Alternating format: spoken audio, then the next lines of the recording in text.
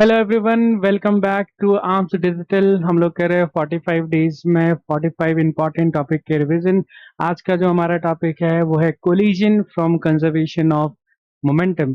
हम लोग already towards the end of the series हैं, तो आप रेस्ट ऑफ द वीडियोस भी जरूर रिव्यू कर सकते हैं और उनको देख सकते हैं।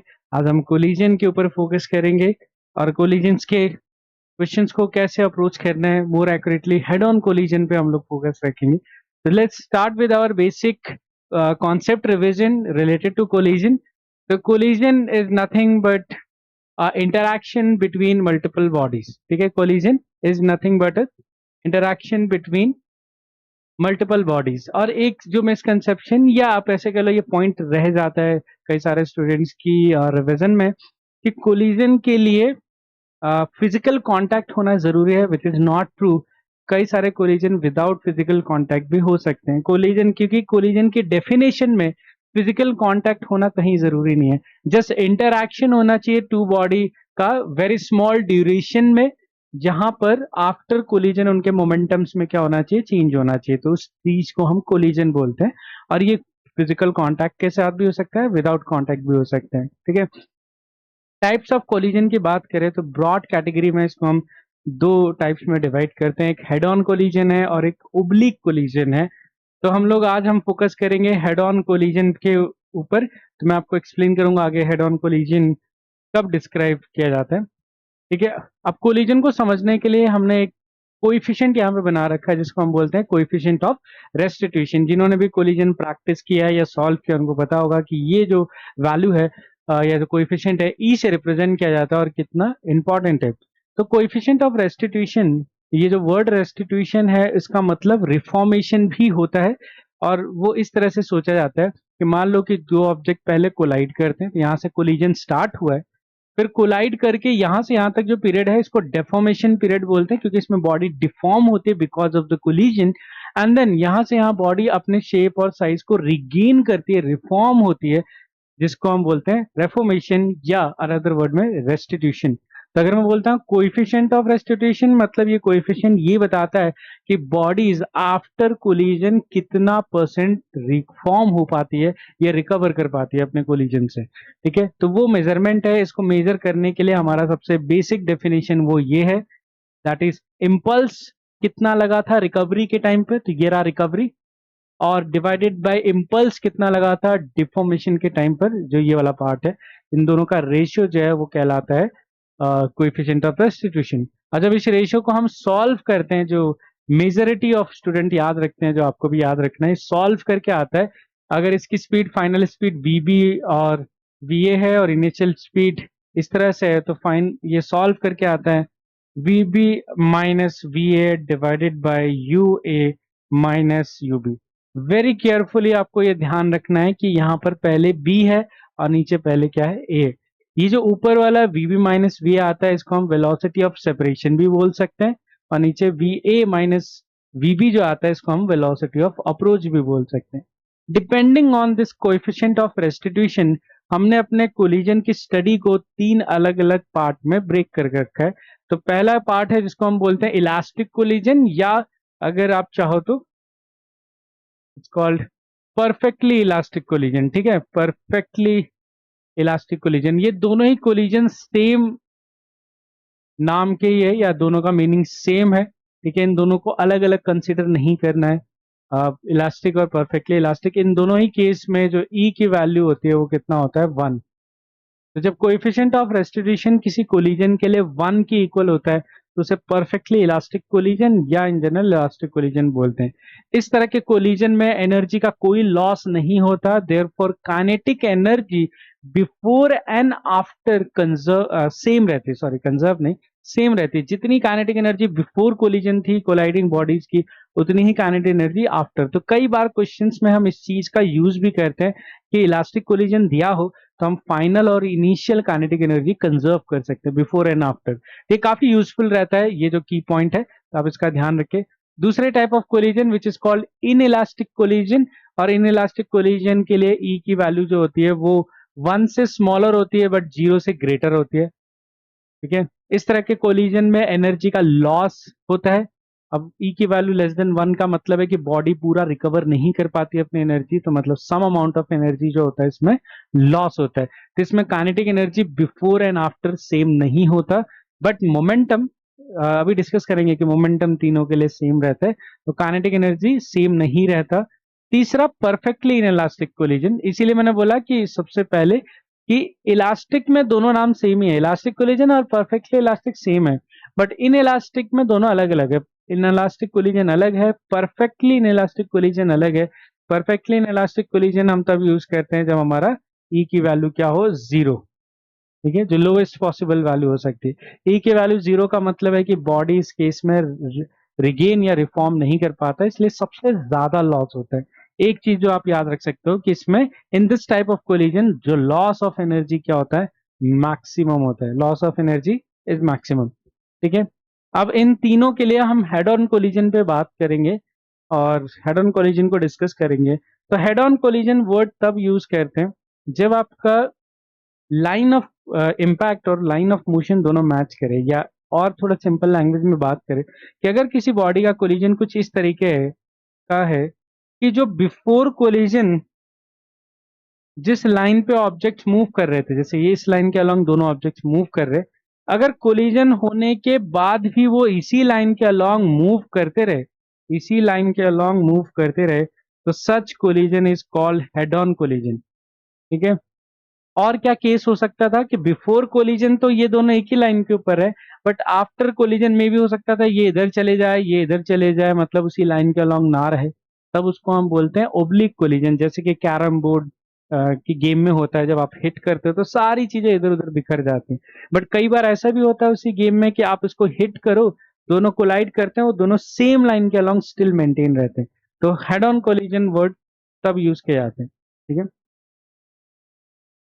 चलो अब हम लोग हेड ऑन कोलिजन के लिए फॉर्मूला याद रखते हैं। तो मान लो before collision U1 and U2 है, मास M1 एंड M2 है, कोलिजन हुआ दोनों के बीच में, और आफ्टर कोलिजन हो गया V1 एंड V2। तो one of the most common question जो इस तरह के कोलिजन क्वेश्चन में होगा कि find out this final velocities, कि फाइनल वेलोसिटी कितना होगा।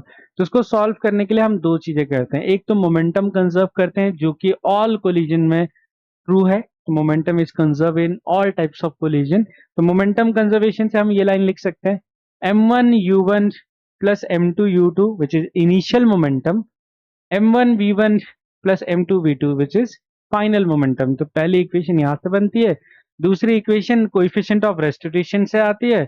इन दोनों को सॉल्व करके हम फाइनली एक फॉर्मूला बनाते हैं which is given by this expression. तो v1 का फॉर्मूला देखो क्या आता है, v1 is P initial plus E M2 U2 minus U1 divided by M1 plus M2। तो ये आपका आ गया फर्स्ट बॉडी का फाइनल वेलोसिटी, और सेकेंड बॉडी की final velocity P initial plus E M1, और यहाँ ये आ गया U1 minus U2 divided by M1 plus M2।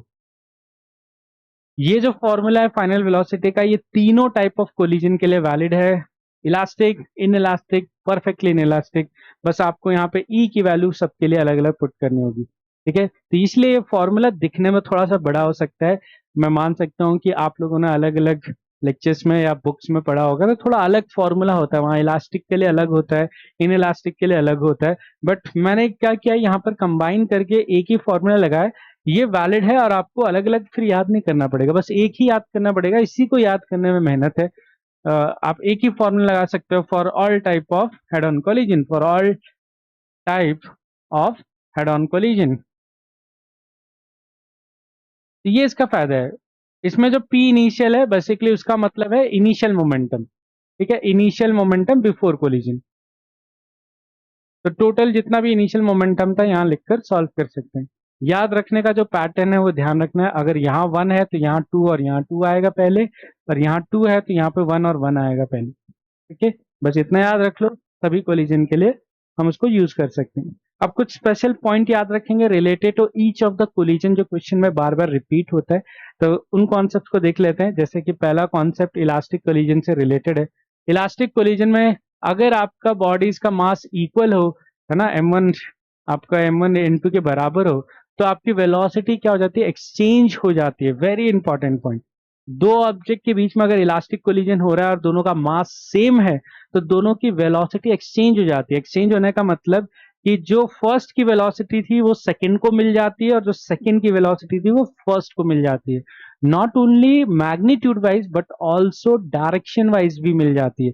ठीक है, तो ये वेरी स्पेशल पॉइंट कि वेलोसिटी एक्सचेंज होगा मास सेम होने पर। दूसरा point, if two body are equal masses and second body at rest, तो कोलाइड करने के बाद जो ऑब्वियस सी बात है, तो अगर एक बॉडी मूव कर रहा है, दूसरा बॉडी रेस्ट पर है और दोनों का मास सेम है, तो इसमें भी सेम पॉइंट है। इसमें क्या होगा कि दोनों के कोलिजन के बाद वेलोसिटी एक्सचेंज होगा फर्स्ट पॉइंट के अकॉर्डिंग। तो अब पहली बॉडी रेस्ट पे आ जाएगा और सेकेंड बॉडी क्या कर जाएगा, मूव कर जाएगा। एक्सचेंज हो गया ना पहले पॉइंट के अकॉर्डिंग। तो इस तरह के केस में जो ट्रांसफर ऑफ एनर्जी है वो 100% है। यहां से आप देख सकते हो कि सारी की सारी एनर्जी फर्स्ट ने किसको ट्रांसफर कर दी, सेकंड को। तो this is 100% of energy transfer. तो अगर कभी पूछते हैं कि किस कंडीशन में 100% एनर्जी ट्रांसफर होगा, वो ये कंडीशन है जिसमें एक ऑब्जेक्ट रेस्ट पे होना चाहिए, दूसरा ऑब्जेक्ट कोलाइड करना चाहिए और इलास्टिक कोलिजन होना चाहिए, मास सेम होना चाहिए। ठीक है।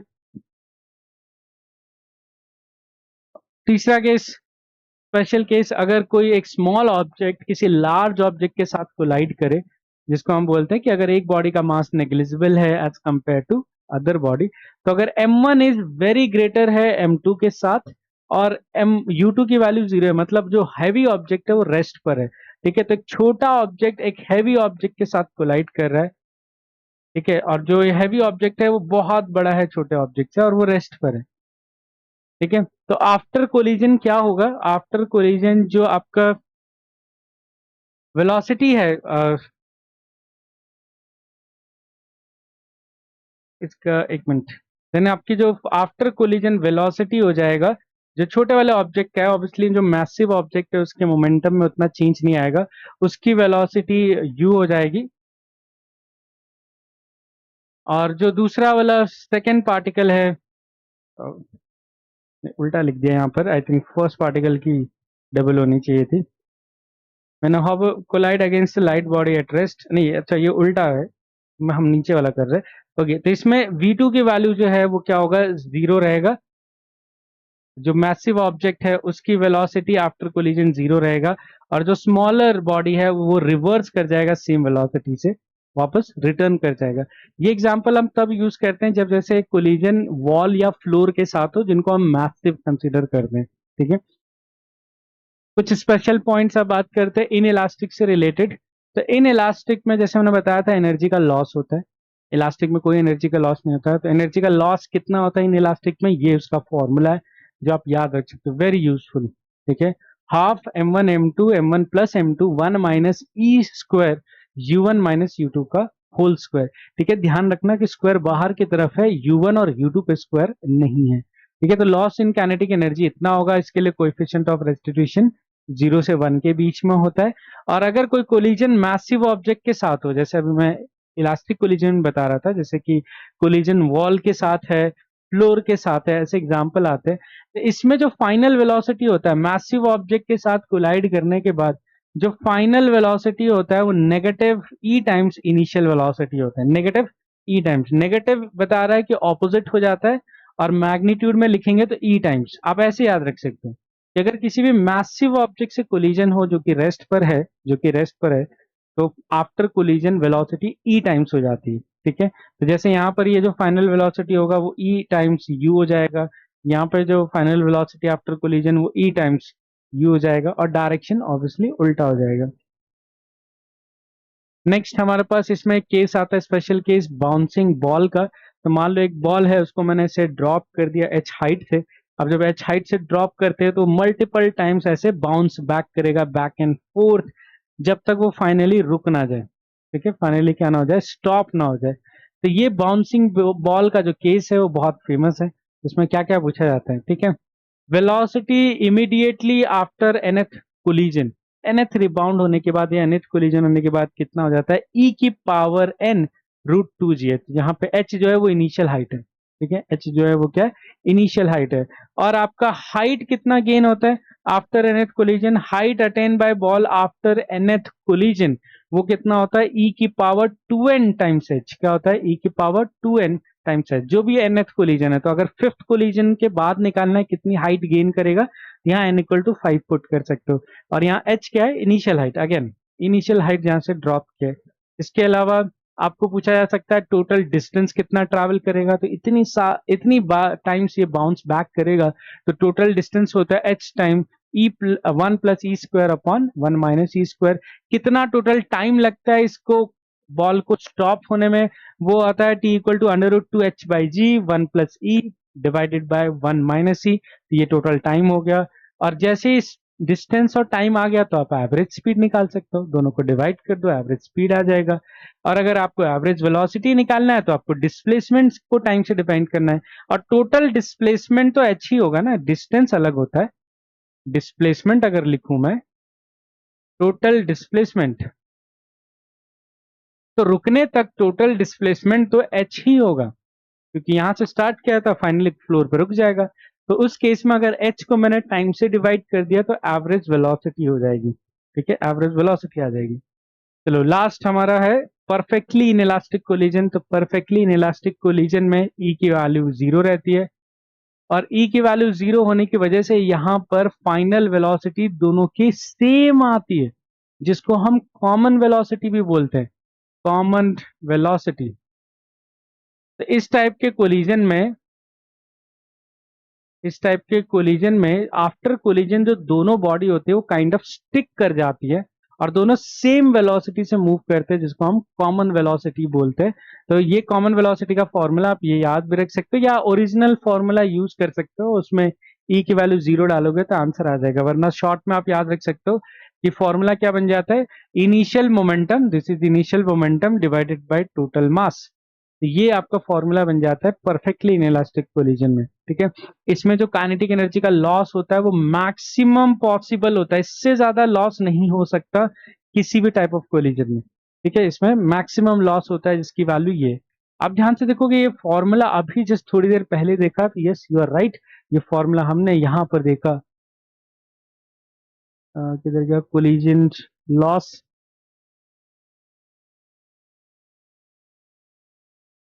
हाँ ये वाला फॉर्मूला, कि इन इलास्टिक के कोलिजन में जो फॉर्मूला है ना 1 - e² यहाँ पर है। अगर e की वैल्यू 0 डाल दो which is for perfectly inelastic collision, तो यहाँ पर वो फॉर्मूला ये वाला पार्ट हट जाएगा, यहाँ पे सिर्फ 1 बच जाएगा और सिर्फ ये और ये वाला रह जाएगा।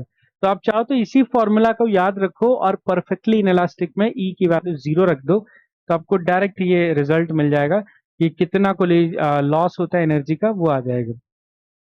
ठीक है, चलो अब हम कुछ एग्जांपल्स ट्राई करते हैं इन सभी पॉइंट्स के ऊपर और अप्लाई करते हैं। देखो पहला question, what percentage of kinetic energy of a moving particle is transferred to a stationary particle when it strike the stationary particle of 5 times of its mass. ठीक है, तो एक छोटा पार्टिकल है, जो छोटा नहीं मतलब एक सिंगल पार्टिकल है जो यू स्पीड से आ रहा है अकॉर्डिंग टू क्वेश्चन, और वो अपने से 5 टाइम्स ज्यादा वाले मास के साथ कोलिजन कर रहे हैं जो कि रेस्ट पर है। और आपको पूछा है कि आफ्टर कोलिजन कितना एनर्जी जो है वो ट्रांसफर कर देगा परसेंटेज में। ठीक है, कितना एनर्जी ट्रांसफर कर देगा। अब आपको एक पॉइंट बताया, इलास्टिक कोलिजन होता है जैसा दे रखा है इसमें, और अगर मास सेम होता तो 100% हो जाता है, बट अभी मास सेम नहीं है तो 100% नहीं होगा। तो कैसे निकाले कितना परसेंट होगा, तो उसके लिए पहले हम फाइनल स्पीड निकालेंगे। फाइनल स्पीड निकालने के लिए इसको मैं फर्स्ट बॉडी बोल देता हूं, अगर ये फर्स्ट बॉडी, ये सेकेंड बॉडी, एक नाम दे दिया, तो ये फर्स्ट और ये सेकेंड। अब क्या करते हैं, एक काम करते हैं, सबसे पहले हम फाइनल वेलोसिटी निकालते हैं सेकेंड बॉडी का। तो उसके लिए पहले पी इनिशियल देख लेते हैं। तो देखो फॉर्मूला ऐसे यूज करना है, पहले आप पी इनिशियल निकाल लो। इनिशियल मोमेंटम कितना था, तो बिफोर कोलिजन एम यू यहाँ का मोमेंटम था प्लस 0, क्योंकि दूसरा वाला रेस्ट पे था, तो ये आ गया पी इनिशियल। अब हम निकालेंगे वी टू का फॉर्मूला। तो देखो V two, P initial plus यहाँ पर क्या आता है ई, ई की वैल्यू इलास्टिक कोलिजन के लिए कितना है 1, तो यहाँ पर 1 हो गया। एम टू कितना, mass of second body is 5m, 5m, और फिर U2 की वैल्यू कितना है 0, इनिशियल तो था ही नहीं कुछ, इनिशियल रेस्ट पे था, माइनस U1, तो U1 की वैल्यू U, और डिवाइडेड बाय टोटल मास, तो that is equal to 6m total mass. यहाँ से कितना आ गया, -4 ऊपर आ गया, -4mu, -4mu divided by 6m, ये कितना आ गया, -2/3u। इतनी स्पीड हो चुकी है, और नेगेटिव साइन कहीं तो रह गया इसमें कुछ, हम V2 की, अच्छा उल्टा लिख दिया, सॉरी सॉरी, V2 की वैल्यू निकाल रहे हैं ना, हाँ यहाँ पे गड़बड़ हो गई थी। तो P इनिशियल प्लस E की वैल्यू 1, और क्योंकि ये V2 निकाल रहे हैं ना, तो यहाँ M1 आना था, तो M1 आएगा ना, तो यहाँ पर M1 की वैल्यू M, फिर आएगा U1 की वैल्यू U माइनस U2, ठीक है। थोड़ा सा ध्यान रखेंगे कि हम अगर 2 निकाल रहे हैं तो यहाँ 1 और 1 का आता है, divided by total mass 6m, ये टोटल कितना हो जाएगा 2mu डिवाइडेड बाय 6m, तो ये कितना आ जाएगा, देखो डायरेक्ट स्पीड आ गई U/3। और जैसे U/3 अब हम परसेंटेज निकाल सकते हैं, ट्रांसफर परसेंटेज ट्रांसफर एनर्जी, इसको निकालने के लिए हम क्या करेंगे, पहले हम डिवाइड करेंगे कितनी एनर्जी ट्रांसफर की, तो हाफ m, है ना, जितना भी उसका मास है सेकेंड बॉडी का जिसको एनर्जी ट्रांसफर हुआ, और कितना स्पीड मिला उसको 2u/3 मिला है, ठीक है। तो इतनी speed 2u/3, not just 2u/3, u/3 इतनी स्पीड मिला, डिवाइडेड बाय जितना ओरिजिनल एनर्जी था, तो ओरिजिनल एनर्जी कितना था, हाफ mu²। अब यहां से देखो डिवाइड सॉल्व कर लेते हैं, m से m कैंसिल, u² से u² कैंसिल, ये कितना आ गया 5 डिवाइडेड बाय 9 इंटू 100, परसेंटेज निकालना है ना, तो इंटू 100, तो ये आ जाएगा आपका 500/9%। अब इसको हमें, अच्छा इसमें कन्वर्ट करना है डेसिमल में, तो कन्वर्ट कर लेते हैं, तो कितना हो जाएगा, तो 545.5%, ठीक है, कैंसिल होके वो आ जाएगी। चलो next example, a particle of mass m moving with velocity v collides with another stationary particle of mass 2m, okay, तो mass m moving with velocity v collide करता है 2m के साथ, और रेस्ट जो कि ऑलरेडी रेस्ट पर है, ठीक है। After collision they stick together, after collision they stick together, तो ऐसे चिपक गए हैं, and they move with common velocity v1, और आपको ये कॉमन वेलोसिटी निकालना है। तो किस टाइप ऑफ कोलिजन में बॉडी की फाइनल वेलोसिटी सेम होता है, ये परफेक्टली इन इलास्टिक कोलिजन का एग्जांपल हो गया, तो क्योंकि यहाँ पे बोल रखा है कि दोनों स्टिक कर जाते हैं, तो अब हम सॉल्व कर लेते हैं। तो हमें पता है कि फाइनल वेलोसिटी जो कॉमन वेलोसिटी होता है उसका फॉर्मूला क्या होता है, m1v1 plus m2v2, initially rest पे था, divided by m1 plus m2, तो m1 प्लस m2 कितना हो गया 3m, ये कितना आ जाएगा हमारे पास direct perfectly inelastic collision में आफ्टर कोलिजन इतना हो जाएगा कॉमन वेलोसिटी। नेक्स्ट क्वेश्चन है हमारे पास यहाँ पर एक statement assertion reason type of question है, तो let's read the both statement. तो स्टेटमेंट 1 है हमारे पास कि 3 ऑब्जेक्ट हैं, स्पीड दे रखी है तीनों की, 3 आइडेंटिकल स्फीयर है, तो मास सेम लेंगे हम, रेडियस सेम ले लेंगे, ठीक है। Undergo one dimensional collision, one dimensional collision मतलब head on collision as shown in the figure with initial velocity 5, 2 and 4, if we wait sufficiently long for elastic collision to happen, then final velocity इतनी आएगी 4, 2 और 5। चलो very interesting question है, check करते हैं ऐसा होगा कि नहीं, फिर हम इस रीजन 2 को देखेंगे, ठीक है। तो पहले चेक करते हैं आफ्टर कोलिजन ऐसा हो रहा है कि नहीं। तो पहला हम कोलिजन करते हैं, देखो 5 और 2 में कोलिजन पहले होगा, सॉरी ए और बी में, क्योंकि देखो ए की स्पीड ज्यादा है बी की स्पीड कम है, तो दोनों कोलाइड कर जाएंगे। बी और सी कोलाइड नहीं कर पाएंगे क्योंकि बी ऑलरेडी स्पीड कम है और सी जो है स्पीड ज्यादा है, तो वो दोनों दूर हो जाएंगे एक दूसरे से। तो पहला कोलिजन ए और बी के बीच में होगा, तो ए और बी के बीच कोलिजन करेंगे, तो हमें कॉन्सेप्ट क्या सीखा है, मास सेम हो, इलास्टिक कोलिजन हो, तो वेलोसिटी एक्सचेंज हो जाएगी। इसका मतलब ए की वेलोसिटी आफ्टर कोलिजन 2 हो जाएगी और बी की वेलोसिटी आफ्टर कोलिजन 5 हो जाएगी, और सी तो जैसा एज इट इज है वैसा ही रहेगा 4। हो जाएगी कि नहीं हो जाएगी? ठीक है। अब देखो जैसे बी के 5 वेलोसिटी मिल गया और डायरेक्शन भी देखो एक्सचेंज होता है, तो दोनों की डायरेक्शन एग्जैक्ट सेम एक्सचेंज हुआ है। ठीक है, उस तरह से। अब देखो बी की स्पीड ज्यादा है और सी की कम है, तो ये दोनों कोलाइड कर जाएंगे क्योंकि ये दोनों एक दूसरे को अप्रोच करेंगे। तो आफ्टर कोलिजन हमें क्या दिखेगा? आफ्टर कोलिजन ए तो 2 ही रहेगा, कोलिजन के बाद बी और सी में एक्सचेंज हो जाएगा, तो बी की वेलोसिटी 4 हो जाएगी और सी की वेलोसिटी 5 हो जाएगी। चलो अब देखते हैं, अब कोई और कोलिजन होगा क्या? ए और बी नहीं हो सकता क्योंकि ये कम स्पीड से है, ये ज्यादा स्पीड से है, तो नहीं हो सकता। बी और सी में ये ज्यादा स्पीड है, ये कम स्पीड है, तो अब कोई कोलिजन नहीं होगा। तो यही हमारा फाइनल आंसर है। तो ए की स्पीड 4 नहीं, रॉन्ग। बी की स्पीड 2 नहीं, रॉन्ग। सी की स्पीड 5 ये फिर भी सही है, बट ओवरऑल स्टेटमेंट गलत हो जाता है, तो our assertion is wrong. Second statement, reason. In an elastic collision between identical masses, two objects exchange their velocity. That is a true statement. ठीक है, तो state assertion is wrong, reason is correct. अगर assertion सही होता तो reason उसका correct explanation होता। ठीक है, okay, next question. A ball is dropped from a height of 20 meter if the coefficient of restitution for the collision between the ball and the floor is 0.5. Okay, after the hitting the floor the ball rebounds to a height of, okay, कितनी height तक rebound करेगा? तो देखो ये तो हमने एक formula भी बना रखा है, बट चाहो तो आप शुरू से भी सॉल्व कर सकते हो क्योंकि इसमें फर्स्ट का ही पूछा है इन्होंने। तो कोई भी बॉल लिया, उसको h हाइट से ड्रॉप किया, तो वो नीचे आएगा, किसी वेलोसिटी से हिट करेगा, v वेलोसिटी से।